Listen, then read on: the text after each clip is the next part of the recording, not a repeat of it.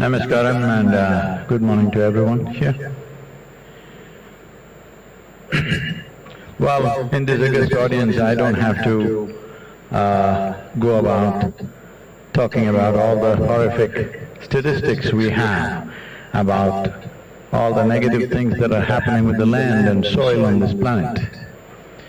But as a solution, I see definitely there are many nuances to the solution and the very important aspects which are not small in number or complexity.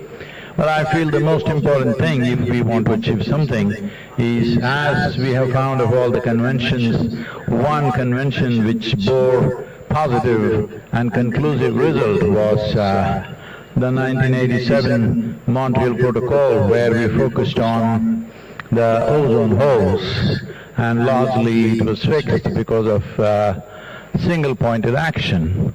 I think a time has come where that kind of action is needed for soil.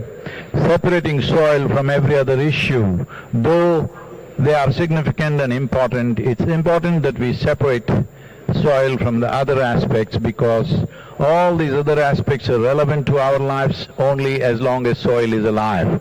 Keeping the soil alive, the simplest way to do this is, because nearly 54% of the world's land is under plough or farmland, another 18 to 20% is partially under farming, so nearly 70% or 71% of land is farmland, 4.2% is urban land. So essentially our problem is 71% is ploughed, 4.2% is paved. This is the essence of it.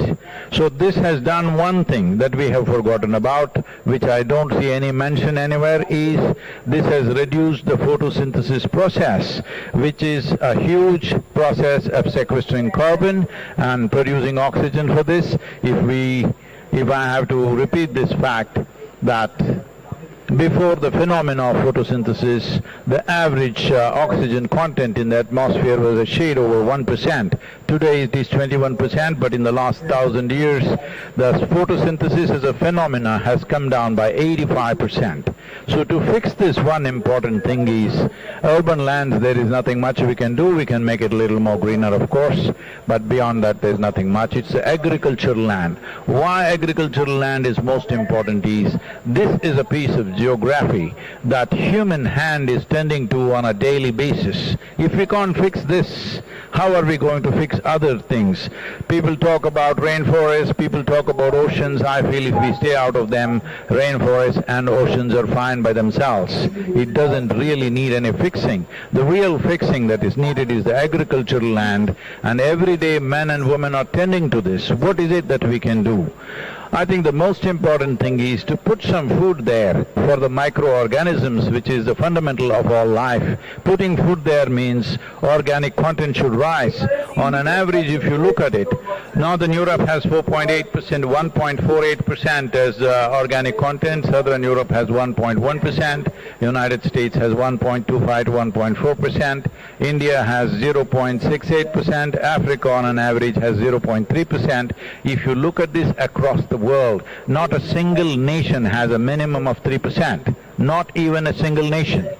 So why can't we set this objective? All other issues are there, we can continue to attend to those things, but the most important thing is we as a generation of people keep the soil alive for future generations. First of all, to recognize soil as a living entity. In the last 2 years of me meeting various agricultural ministries across the world, I was shocked to see that more than 85% of the nations on the planet, more than 85% of the nations on the planet still look at soil as an inert substance which can be fixed by adding a chemical or taking off a chemical. If we do not change this attitude, we will not fix the soil. Setting up 3% as a minimum average for every nation, and setting up an incentive process for the farmers to get there, making the incentives attractive enough that farmers will aspire to be there. And once they get there, the industry and business to facilitate carbon credit systems for the farmers is a second line of incentive. What I'm seeing is we've been working with hundreds and thousands of farmers, We have tried very hard to get them carbon credits, but I'm saying in spite of a very sophisticated group of people working, it's simply impossible to break that carbon credit system. I don't know what it takes. If we don't simplify this, nobody will benefit from this. Not only simplify this, instead of asking the farmer to go and get carbon credits, if he reaches 3%, whatever is that sequestration that's happening, the governments can calculate and offer that as an incentive. The third level of incentive is, instead of just labeling food products as just organic, as if the other foods are inorganic. It is not. And it's extremely difficult, and it takes a whole lab process to measure the amount of fertilizer and pesticide in a given product, either a fruit or a vegetable. So the simple thing is to measure the organic content of the soil, which can be done on the land by the farmer with a little supervision. It can be done. It's a 10 to 15-minute process. So we can establish 3% organic content. Those who have reached 3% organic content, these products, these agricultural products of fruit and vegetable and grain should find a different shelf in the marketplace.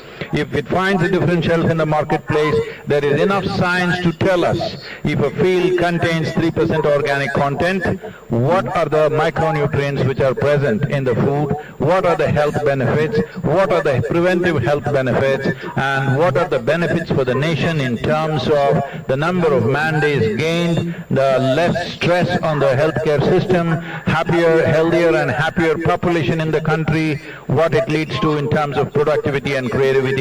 All this, there is enough data, we just have to correlate this. This three-pronged incentive basis to the farmer will definitely start rolling this disaster that is unfolding in terms of soil extinction. We are using this word soil extinction.